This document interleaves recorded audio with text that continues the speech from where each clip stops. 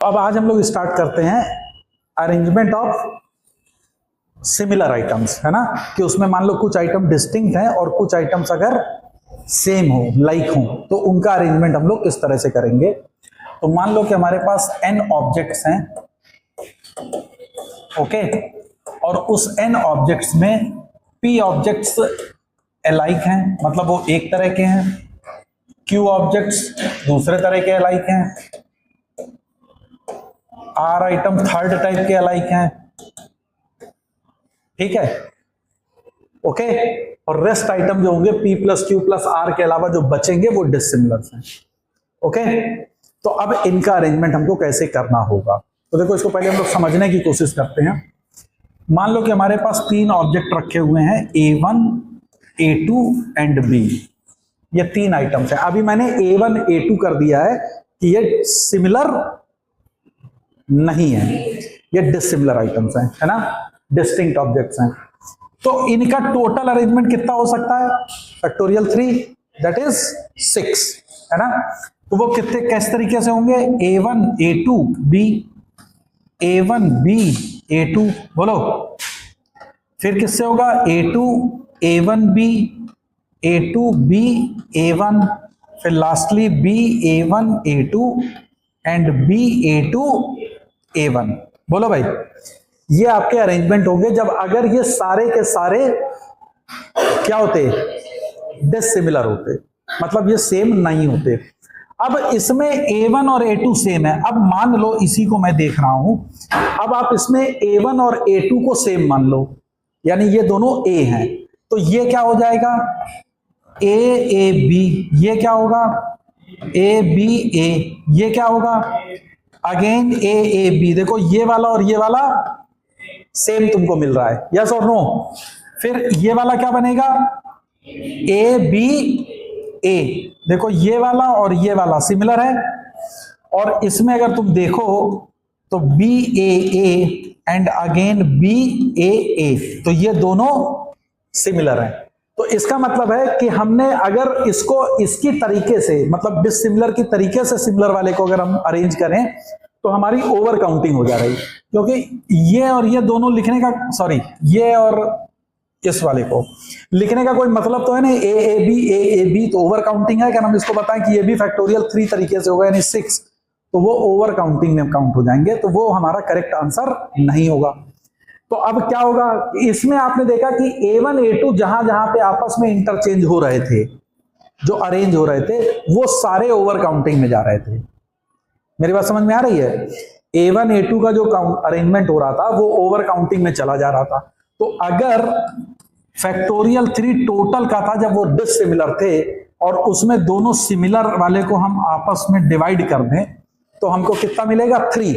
देखो 1 2 और 3, ये 3 तरह के कॉम्बिनेशन है जो कि हमारा अरेंजमेंट होंगे। तो मतलब हमको क्या इससे समझ में आया कि जो सिमिलर आइटम वाले हैं वो आपस में जितने तरीके से अरेंज हो सकते हैं, तो टोटल में से उसको डिवाइड करते हैं, है ना, तो हमको टोटल अरेंजमेंट पॉसिबल मिल जाएगा। क्लियर है मेरी बात। तो अगर मान लो n ऑब्जेक्ट्स थे और इस n ऑब्जेक्ट्स में एक p या q एक तरह के हैं, r एक तरह के हैं, तो टोटल क्या होगा, n डिस्टिंक्ट ऑब्जेक्ट अगर तुम मानो तो टोटल अरेंजमेंट कितना जा सकता था, n फैक्टोरियल। बोलो भाई, अरे समझ में आ रहा कि नहीं। अब उसमें p एक तरह के थे, तो p आइटम्स अगर ये डिफरेंट होते तो ये किस तरह से अरेंज होते, p फैक्टोरियल से, लेकिन ये सब सेम है तो इसका कोई अरेंजमेंट में फर्क पड़ेगा क्या, नहीं। तो डिवाइडेड बाई p फैक्टोरियल, ऐसे q वाले का divided by q factorial divided by r factorial. तो this is the total arrangements when out of n objects p are of one type, q are of other type, r of the other type, तो उनका total arrangement ये हो जाएगा। मतलब हमको क्या समझ में आया कि पहले पूरे को डिसिमिलर मान के अरेंज कर दो तो वो फैक्टोरियल n हो गया, और फिर उसमें से जो जो सिमिलर होंगे वो जितने नंबर होंगे उनके डिवाइड कर दोगे तो you will get the total possible arrangement. Is that clear, समझ में आया कि अगर आपको कुछ सिमिलर ऑब्जेक्ट्स हैं तो उसको किस तरह से हम अरेंज करेंगे, है ना। तो एक एग्जांपल से समझते हैं। मान लो तुम्हारे पास लिखा है word Assam, let us assume कि the word is Assam, okay, अब कहा जाए कि आसाम के वर्ड्स को अरेंज करिए, तो इसमें हम देख रहे हैं कि 2 ए है सिमिलर टाइप, 2 एस है सिमिलर टाइप और 1 एम है। टोटल 5 आइटम्स हैं, 5 वर्ड्स हैं। तो अगर इनका अरेंजमेंट किस तरह होगा, तो क्या आंसर आ जाएगा?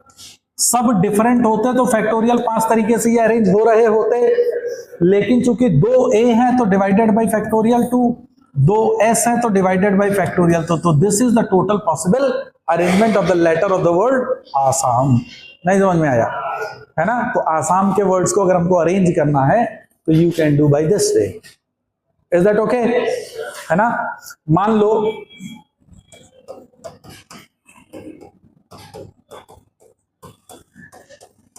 वर्ड है अभेद्य।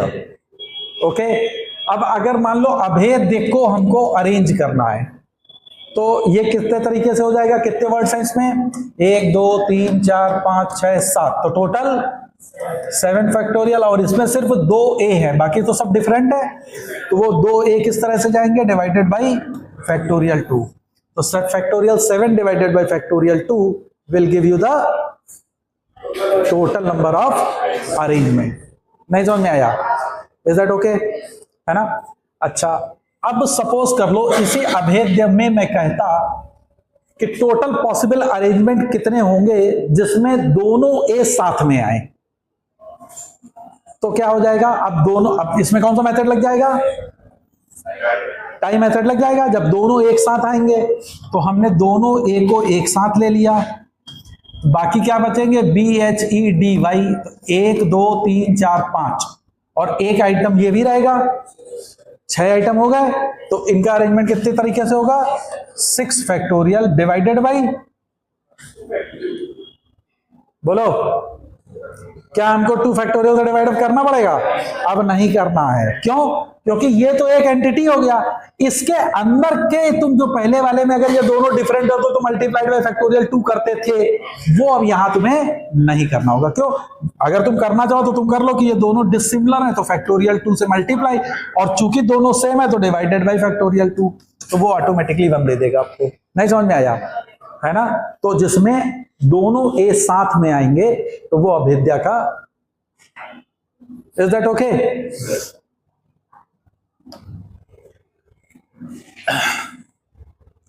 मान लो कि कोई वर्ड है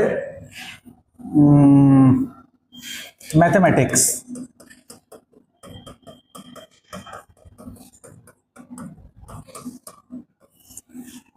लेटर ऑफ द वर्ड है मैथमेटिक्स, है ना?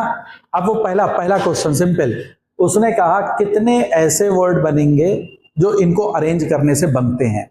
तो जरा हमको बताओ कितने बनेंगे मैथमेटिक्स से। देखो कितने वर्ड्स हैं? 1 2 3 4 5 6 7 8 9 10 11। क्यों भाई? तो this is factorial 11 divided by, अब इसमें देखो सिमिलर कितने हैं? m 2 m है, फैक्टोरियल 2 1 है, 2 है, 2 ही है ना, फैक्टोरियल 2 t के 2 हैं। क्यों भाई? तो फैक्टोरियल 2, और भी कुछ है? h सिंगल है, e सिंगल है, m सिंगल है, a सिंगल नहीं, a तो है, हाँ, ICS। तो this is the total possible arrangement of the word mathematics. Clear है? बोलो। अच्छा, अब इसी में मान लो वो क्वेश्चन कहता कि कितने ऐसे वर्ड होंगे जो वॉवेल से स्टार्ट हों, वॉवेल से स्टार्ट हों। अब बताओ, वॉवेल से स्टार्ट होने वाले सिर्फ हमको वर्ड बताने हैं। तो अब इसी मैथमेटिक्स में वॉवेल से स्टार्ट होने वाले टोटल कितने वर्ड बन रहे हैं? अब इसको कैसे करेंगे? देखो, अब कंडीशन क्या आई? सबसे पहले हमको कंडीशन लगानी पड़ेगी। What is the condition? कि स्टार्ट विद वॉवेल। अच्छा, तो पहली प्लेस तो फिक्स हो जाएगी, बाकी के कितनी प्लेस आएंगी? 10 प्लेसेस। ओके, अब देखो पहली प्लेस पे तुम्हारे साथ क्या क्या पॉसिबिलिटी बन रही? ए आ सकता है, ई आ सकता है, आई आ सकता है। बोलो ए ई आई आई, तीन ही तो हैं इसमें वॉवेल्स। ओके, अब देखो जब पहली प्लेस पे ए होगा, जब पहली प्लेस पे ए होगा तो टोटल पॉसिबल अरेंजमेंट जरा मेरे को बताओ कितने होंगे? फैक्टोरियल 10, क्योंकि अब 10 आइटम बचे। फैक्टोरियल 10 में देखो m कितने हैं? 2, और t कितने होंगे? 2, तो divided by 2 factorial, 2 factorial. Yes, अब पहली प्लेस पे i या e, दोनों में से कोई भी हो, तो i या e को आने का तरीका कितना होगा? 2 फैक्टोरियल, यानी फर्स्ट प्लेस को फिल करने का तरीका कितने हो गए? 2 फैक्टोरियल। तो 2 फैक्टोरियल मल्टीप्लाइड बाई, अब हमारे पास बचे कितने? 10, ठीक, तो divide multiplied by 10 factorial upon 3/2 हो जाएगा, क्योंकि अब यहां ए आ गया है, दोनों ए आ रहे हैं, तो दोनों सिमिलर आइटम हो जाएंगे। नहीं समझ में आई मेरी बात? तो this is 2 factorial, 2 factorial, 2 factorial. एक 2 फैक्टोरियल किसके लिए है? m के लिए, एक 2 फैक्टोरियल t के लिए, और एक 2 फैक्टोरियल a के लिए। इस वाले में वो चीज नहीं थी, क्योंकि एक तुमने फिक्स कर लिया था तो दूसरा वाला इंडिपेंडेंट हो गया था। मेरी बात समझ में आई? तो टोटल कितना हो जाएगा? This plus this. ओके, तो आंसर होगा this plus this will be the your answer in which the word start with vowel. नहीं समझ में आया? बोलो भाई, क्लियर है? अब मान लो वो कहता इसी मैथमेटिक्स में कितने वर्ड ऐसे बनेंगे जिसमें सारे वॉवेल एक साथ आए, all the vowel comes together, vowel comes together. इसी तरह से प्रॉब्लम तुम्हारी बनती जाएंगी, आप अपने मन से सोचते जाओ, नई प्रॉब्लम जनरेट हो जाएगी, है ना? पीएनसी में सबसे अच्छी बात यही है, कोई फार्मूला नहीं होता है, बस आप सोचते जाओ, क्वेश्चन बनाते जाओ, है ना? पीएनसी समझ में आ गई तो इससे ज्यादा इंटरेस्टिंग कुछ नहीं है और ज्यादा टाइम नहीं लेती है, लेकिन दिक्कत यही है ये समझ में नहीं आती है, और कॉन्फिडेंस जनरली नहीं लोगों को मिल पाता है ना? इसलिए लोग इसको अवॉइड करते हैं कि पीएनसी क्वेश्चन हम नहीं करेंगे, लेकिन आप उसको पढ़ो, मेहनत करो, मे भी हो सकता है एग्जाम का क्वेश्चन इजी है और उसको आप आराम से कर ले जाओ। तो अब बताओ सारे वॉवेल कम्स टुगेदर, अब क्या होगा? अब कम्स टुगेदर एक साथ हमको लाना है, तो कौन सा मेथड लगेगा? Tie method. कितने वॉवेल्स हैं मेरे पास? 4, A, E, I, 4 वॉवेल्स है ना? तो चारों वॉवेल को एक बक्से में लेके पकड़ के पहले तो बंद कर दो। क्यों भाई? अब यहां बचे कितने? 7 आइटम। क्यों भाई? क्योंकि टोटल मेरे पास तो 11 थे। अच्छा, अब इन 7 में 7 आइटम ये और 1 आइटम ये हो गया, तो टोटल आइटम कितने हैं मेरे पास? 8। तो क्या होगा इसका? 8 फैक्टोरियल डिवाइडेड बाई, देखो इसमें 2m है 2t है, बोलो, और ये सिंगल है, इस पे दिमाग नहीं लगाना है, तो divided by factorial 2 factorial 2 now multiplied. अब इस पे दिमाग लगाओ। एग्जैक्टली अब ये मेरे पास 4 आइटम है तो ये 4 फैक्टोरियल से जाएंगे, लेकिन 2a है तो डिवाइडेड बाई फैक्टोरियल 2। तो this is the total possible arrangement in which all the vowel comes together. नहीं समझ में आया? क्लियर है? मेरी बात समझ में आई कि how to attempt the tie method in this one? Okay, अरे बोलो भाई, ओके, क्लियर है सबको? अब हम लोग बात करते हैं, तो ये समझ में आ गया कि अगर हमको सिमिलर आइटम अगर होंगे तो उसको हम लोग किस तरीके से स्टार्ट करेंगे। मान लो एक छोटा सा वर्ड दे दें, स्पून, तो बहुत छोटा सा है ना? इसके टोटल पॉसिबल अरेंजमेंट कितने होंगे? कितने वर्ड्स बनेंगे? 5 फैक्टोरियल अपॉन 2 फैक्टोरियल, है ना? बोलो, कितने ऐसे वर्ड होंगे जिसमें दोनों ओ एक साथ आ जाएं? अगर दोनों ए एक साथ आएंगे तो इनको एक एंटिटी बना दोगे, डबल ओ और एस पी एन, तो कितने हो गए? 4 factorial upon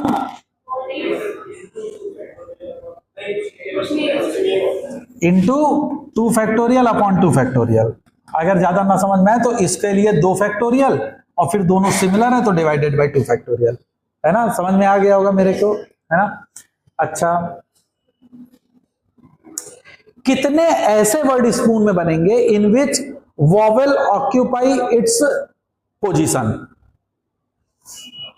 vowel occupy its position, मतलब वॉवेल अपनी ही पोजीशन पे रहे, ऐसे कितने वर्ड्स बनेंगे? मान लो क्वेश्चन ये दे दिया उसने, तो केवल ये 1 2 3 आपस में घूमेंगे, है ना, तो ये हो जाएगा 3 फैक्टोरियल। तो इतने ऐसे वर्ड होंगे जिसमें वॉवेल ऑक्यूपाई सेम पोजीशन। अगर मान लो ये दोनों डिफरेंट होते तब फिर क्या हो जाता?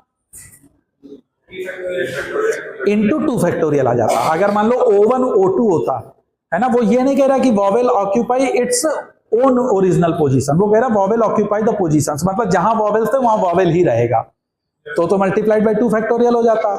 और अगर वो कह देता कि ऑक्यूपाई इट्स ओरिजिनल पोजीशन, उसी पोजीशन पे वो रहेगा, तो फिर उनमें कोई मूवमेंट नहीं होगा, उनका अरेंजमेंट सिंगल ही होगा। Is that clear? नहीं समझ में आया? बोलो भाई, इज दैट क्लियर? ओके। तो अब देखो, फिर बहुत सा क्वेश्चन देख रहे हैं पिछले सालों में मेंस में पूछा गया है रैंक ऑफ द वर्ड को निकालना, है ना। तो now come to the rank of the word, कैसे रैंक निकाली जाएगी किसी पर्टिकुलर वर्ड की, है ना। देखो, जितना अच्छा तुम ये समझोगे उतनी अच्छी तुम्हारी रैंक आएगी, है ना। तो अब ये तुम पे डिपेंड करता है कि अगर तुमने अच्छा समझा तो तुम्हारी अच्छी रैंक आएगी, तुमने बुरा समझा तो तुम्हारी रैंक बुरी आएगी, है ना। तो अब हम लोग रैंक ऑफ द वर्ड करते हैं, और रैंक ऑफ द वर्ड में 2 तरह की चीजें हम लोग करेंगे। पहला हम लोग करेंगे जब ऑल वर्ड्स होंगे वो तुम्हारे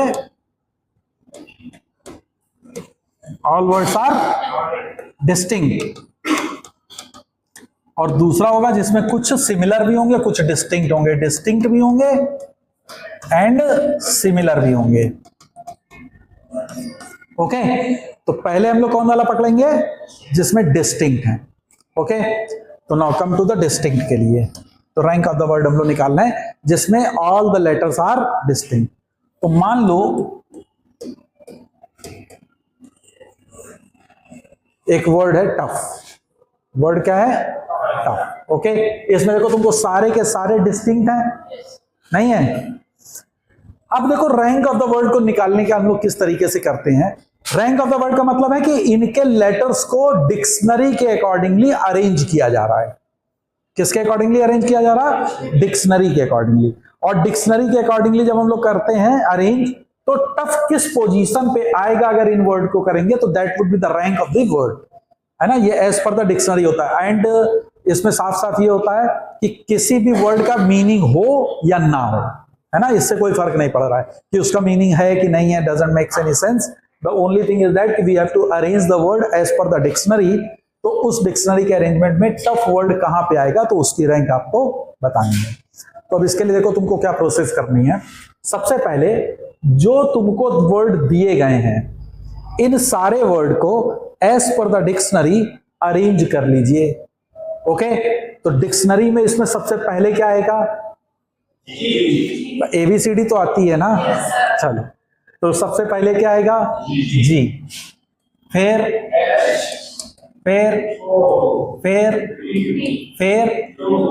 ओके, तो ये GHOTU that is the word. Okay, हाँ, तो घोटू से घोटू हो, है ना, ठीक है।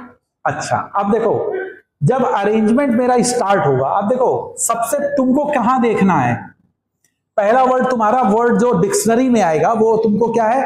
T से स्टार्ट होने वाला तुम्हारा चाहिए हमको। तो इसका मतलब है T से पहले कौन कौन से वर्ड हैं? GHO। तो G से जितने भी वर्ड स्टार्ट हो रहे होंगे, 1 2 3 4, बोलो भाई 5 हैं, तो G से स्टार्ट होने वाले सारे वर्ड तुम्हारे आ जाएंगे डिक्शनरी में। G से स्टार्ट होने वाले सारे वर्ड आ जाएंगे कि नहीं आ जाएंगे? तो अगर G फर्स्ट प्लेस पे होगा तो ये 4 प्लेस पे कितने तरीके से होंगे? 4 फैक्टोरियल, बोलो, दैट इज 24। फिर G के बाद क्या आएगा? H, इसके भी 4 फैक्टोरियल हो जाएंगे, दैट इज 24। H के बाद क्या आएगा? O, 1 2 3 4, इसके भी 4 चले जाएंगे, अरे बोलो। फिर जैसे ही तुम O पे आए तो तुमको तुरंत मिल जाएगा T, इसको बंद कर दो और यहां से इसको काट दो, क्योंकि T आ गया, अब इसको हम यूज नहीं कर पाएंगे, तो T को मैंने ब्लॉक कर दिया। ओके, जैसे ही T को तुमने ब्लॉक किया तो अब तुमने यहां देखा, ध्यान दो, तुम्हारा अगला वर्ड क्या आना चाहिए था? ओ। ओ से पहले कौन कौन है? जी एंड एच। तो अगर मान लो यहां जी होगा तो बाकी वाले 3 पास ऑन हो जाएंगे। अरे नहीं समझ में आ रहा? फिर एच भाई, क्योंकि एच भी पास हो जाएगा,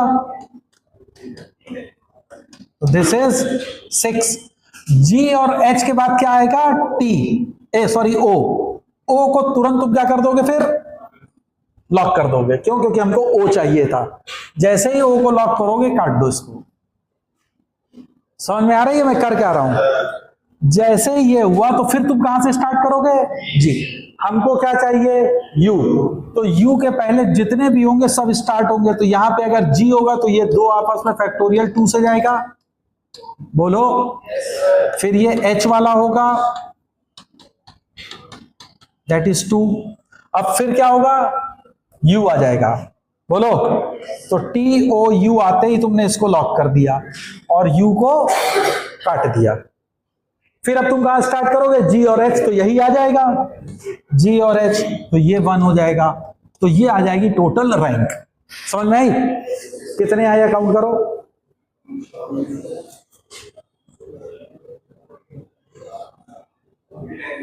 89। बोलो। तो rank of the word tough is 89। तो as per the dictionary, if the letter of the word tough is being arranged, then its rank will be 89। क्या ये समझ में आया? नहीं समझ में आया? क्लियर है? बोलो भाई। नहीं समझ में आया? ओके। तो एक क्वेश्चन खुद से करो। मान लो कि मैं अगर तुमको कहूं कि लेटर ऑफ द वर्ड, कोई भी लेटर ले लो जिसमें सब डिसिमिलर हो, मैथ से ले लो। मैथ्स है ना, छोटा भी है, आराम से कर लो। तो मैथ्स के लिए अगर हमको निकालना होगा तो बताओ मैथ्स के लिए रैंक क्या आएगी? What is the rank of the word maths? This is homework for you. अब हम लोग करते हैं, मान लो कि इसमें कुछ सिमिलर आइटम भी इन्वॉल्व होता, फिर हमको अगर रैंक निकालनी होगी तो कैसे करेंगे? देखो, बनाना है ना, इसमें 3 ए है 2 एन है और हमको बनाना को अरेंज करना है। तो सबसे पहला काम क्या करेंगे? अल्फाबेटिकली लिखेंगे। तो अल्फाबेटिकल में सबसे पहले क्या आएगा? तीनों ए आएंगे, फिर बी, फिर 2 एन आएंगे। बोलो भाई। क्लियर? तो स्टार्ट पहले ए से करेंगे। देखो, ए से जैसे ही स्टार्ट होगा तो मेरे पास 1 2 3 4 5 आइटम्स हैं प्लेस। 1 2 3 4 5। इनका अरेंजमेंट जल्दी से बताओ कितना होगा? 5 फैक्टोरियल अपॉन 2 फैक्टोरियल 2 फैक्टोरियल, क्योंकि 2 ए होंगे और 2 एन होंगे। तो this is 5 factorial upon 2 factorial 2 factorial. इसकी वैल्यू जल्दी बताओ कितनी आई? 30। तो दिस इज 30। अब ए के बाद क्या आएगा? बी। अब ये ना सोचना कि सर ये वाले ए के बाद अब ये वाला ए आएगा, वो सारे ए कवर हो गए इसमें। समझ में आ रही ना मेरी बात? तो अब ए के बाद हमने जैसे बी लिया तो ऑब्वियसली बी से स्टार्ट करना था, तो बी को कैंसिल किया और बी को लॉक कर दिया। स्टार्ट होगा ए से, तो ए जैसे ही हमको मिलेगा तो ए तुम्हारा लॉक हो गया। बोलो। अब देखो, ए तुम्हारा लॉक हो गया तो एक ए को तुमने काट दिया। अब वो स्टार्ट किससे होगा? ए से। तो तुमने यहां लिया ए, तो 1 2 3। तो ये 3 में क्या क्या है तुम्हारे पास? इन 3 में क्या क्या है? 2 एन है और 1 ए है। तो तुमने करा फैक्टोरियल 3 अपॉन फैक्टोरियल 2। तो दिस इज 3। बोलो। इसके बाद बी ए और तुरंत 1 एन आ जाएगा, कट जाएगा। बोलो। तो अब स्टार्ट फिर किससे होगा? ए। तो जैसे ही ए लोगे तो तुम्हारा क्या बचेगा? ए और एन। 2 factorial, this is 2। बोलो। बोलो। ए एन, पहले आएगा ए और एन, तो ये 1 आएगा और फिर आएगा एन ए। बोलो। तो दिस इज 1। तो टोटल कितनी आएगी 35। 35 is the rank of the letter of the word when banana is being arranged. समझ में आ रहा है मेरी बात, है ना? तो इसमें 3A 2N थे, तो इसको समझ में आ गया कि how we calculate the rank of the word. तो अब हमको रैंक निकालना समझ में आ गया कि हम लोग रैंक को कैसे फाइंड आउट करेंगे, है ना? तो एग्जाम में बहुत बार क्वेश्चन ये जेईई मेंस में पूछा गया है, 2024 में भी और 2025 में भी कई क्वेश्चंस आए हैं इस पे, है ना? तो आप इसको सॉल्व करेंगे।